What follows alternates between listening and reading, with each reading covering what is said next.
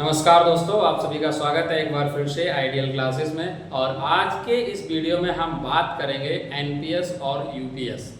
क्या है एनपीएस, क्या है यूपीएस। सरकार ने जो यूनिफाइड पेंशन स्कीम लागू की है, ठीक है, तो इसका क्या मतलब नज़रिया, इसमें कितने परसेंट सरकार की भागीदारी, इसका कर्मचारियों की दृष्टि, जो केंद्रीय कर्मचारियों को क्या लाभ होगा, और एग्जाम की दृष्टि से हमारे क्या क्या महत्वपूर्ण पॉइंट रहेंगे, उन सभी चीज़ों पर हम बात करेंगे। तो अगेन एक बार आप सभी का स्वागत है आइडियल क्लास में। मेरा नाम आशीष साक्या है और आज हम बात करेंगे एनपीएस और यूपीएस की। सबसे पहले हम बात कर लेते हैं एनपीएस की, ठीक है। तो दो चीजें, जो टर्म है वो ये समझना है हमें, एनपीएस एंड एक है यूपीएस, ठीक है। क्या है एनपीएस और क्या है यूपीएस। अगर हम एनपीएस की बात करते हैं तो जो एनपीएस है वो है न्यू पेंशन स्कीम, ठीक है। न्यू पेंशन स्कीम जो है, ठीक है, ये लाई गई थी किसके, अटल बिहारी वाजपेयी के टाइम पे, और इसने रिप्लेस किया था जो हमारी ओल्ड पेंशन स्कीम है उसको, ठीक है। और जिसका कर्मचारियों ने अभी वर्तमान में बहुत ज़्यादा ग्रोथ देखने को मिला था, ओल्ड पेंशन स्कीम, ठीक है। ओल्ड पेंशन स्कीम को रिप्लेस करके लाई गई थी न्यू पेंशन स्कीम। अब इस न्यू पेंशन स्कीम यानी एनपीएस, एनपीएस में क्या होता था कि जो पैसा होता था, कर्मचारी हमेशा वही सेम चीज है कि अपना जो वेतन होता था उसका 10% जो है वो इसके थ्रू यानी उनका डिडक्ट होता था। अब वो 10% जाता था। इस पैसे को एनपीएस सिस्टम के तहत क्या किया जाता था, बाजार में निवेश किया जाता था। तो जब बाजार में निवेश किया जाता था तो उसका रिटर्न भी उसी के अकॉर्डिंग मिलता था।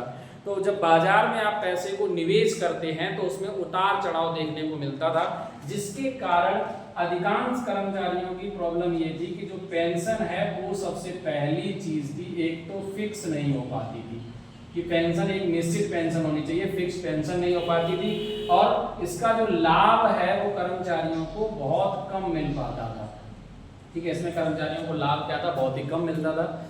अगर हम बात करें एनपीएस में सरकार की जो भागीदारी होती थी, जो गवर्नमेंट है आपकी, सरकार की जो भागीदारी थी, तो सरकार की जो भागीदारी थी वो इसमें होती थी कितनी, 14%। एनपीएस के अंदर सरकार की जो भागीदारी थी वो 14% थी।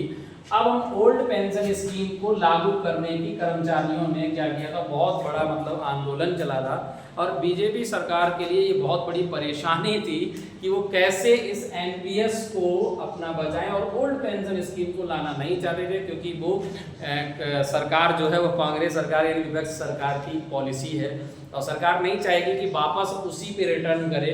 तो उन्होंने एक दूसरा तरीका खोज निकाला, उसकी काट निकाली, उसको लेकर आए यूपीएस।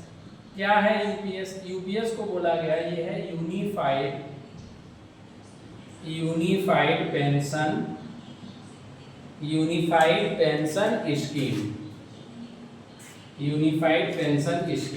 अब यूनिफाइड पेंशन स्कीम की बात करें तो इसमें क्या है ऐसा जिसके तहत कर्मचारियों को इसका लाभ मिलेगा, या सरकार की परेशानियां कम होंगी या नहीं होंगी, तो वो चीजें हम देखते हैं। अगर यूनिफाइड पेंशन स्कीम की बात करें तो यूनिफाइड पेंशन स्कीम जो है, सबसे पहली बात लागू कब से होगी, ये लागू होगी अप्रैल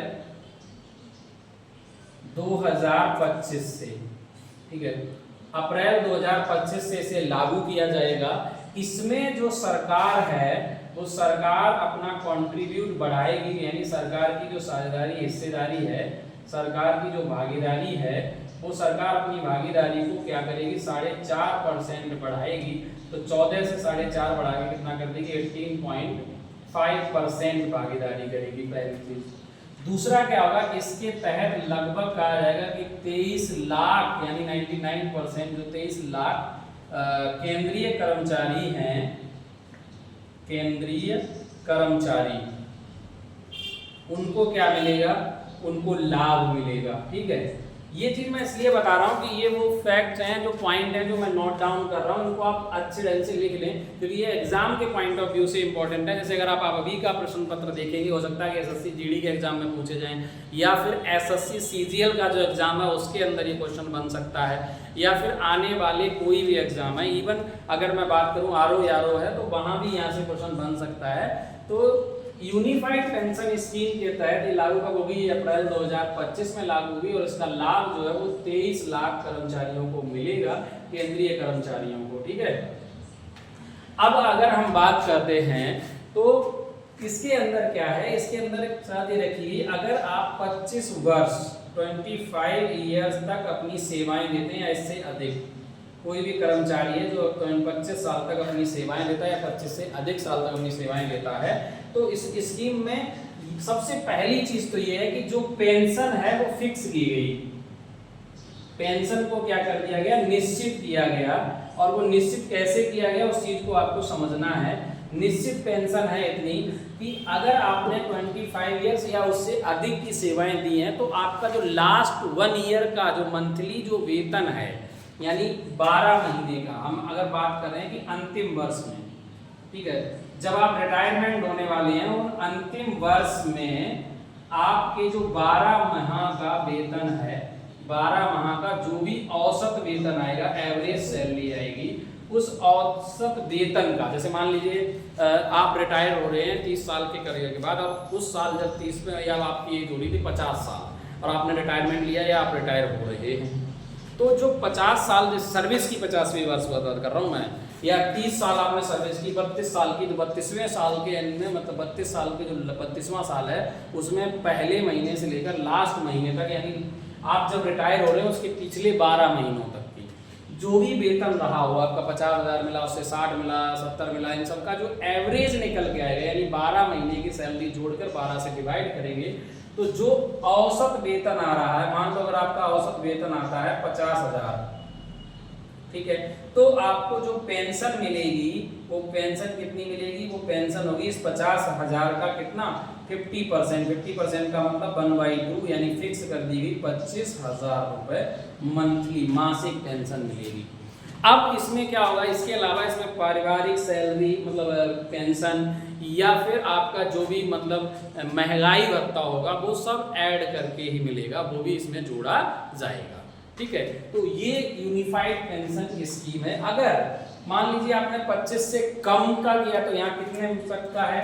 तो वो जो ऑप्शन है वो ये यूनिफाइड पेंशन स्कीम में है कि लगभग आपने 10 से 25 वर्ष की सेवाएं आपको देनी पड़ेगी, तब आप यूनिफाइड पेंशन जो स्कीम है उसके तहत आप पात्र होंगे।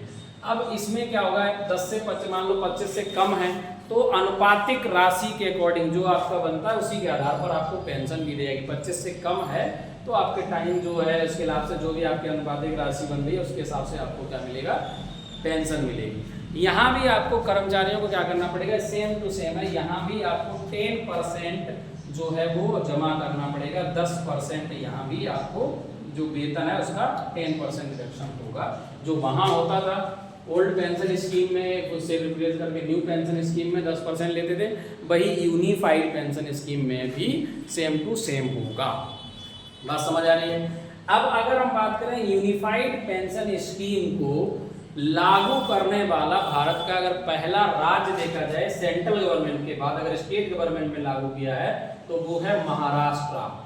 महाराष्ट्र ने क्या कर दिया? इस यूनिफाइड पेंशन स्कीम को सबसे पहले लागू किया। राज्यों में अगर किसी राज्य ने यूनिफाइड पेंशन स्कीम को लागू किया है तो वो है महाराष्ट्र। महाराष्ट्र ने लागू किया है यूनिफाइड पेंशन स्कीम को। तो एनपीएस और यूपीएस में क्या है?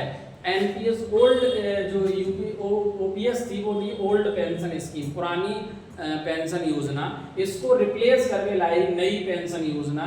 नई पेंशन योजना में बहुत सारे लूपहोल थे जिसके कारण कर्मचारियों को लाभ नहीं मिला, जिसका बहुत ज़्यादा विरोध हुआ। अब इसको काट निकाली है बीजेपी ने, अपना नया लेकर आई वो यूपीएस यूनिफाइड पेंशन स्कीम। उम्मीद करते हैं कि जो केंद्रीय कर्मचारी हैं उनको यूपीएस से लाभ होगा और वो इस चीज़ को स्वीकार करेंगे। अब देखेंगे आगे आपकी राय क्या है, हमें कमेंट बॉक्स में ज़रूर बताएं कि यूपीएस से जो है कर्मचारियों को लाभ होगा या नहीं होगा। आप हमें कमेंट बॉक्स में ज़रूर बताएं। ठीक है, इसके अलावा ये जो योजना है यूपीएस जो है वो क्या, इसमें सरकार जो है वो केंद्रीय कर्मचारियों को संतुष्ट कर पाएगी या नहीं, ज़रूर कमेंट बॉक्स में बताएं और उम्मीद करते हैं कि आपको ये वीडियो पसंद आया होगा।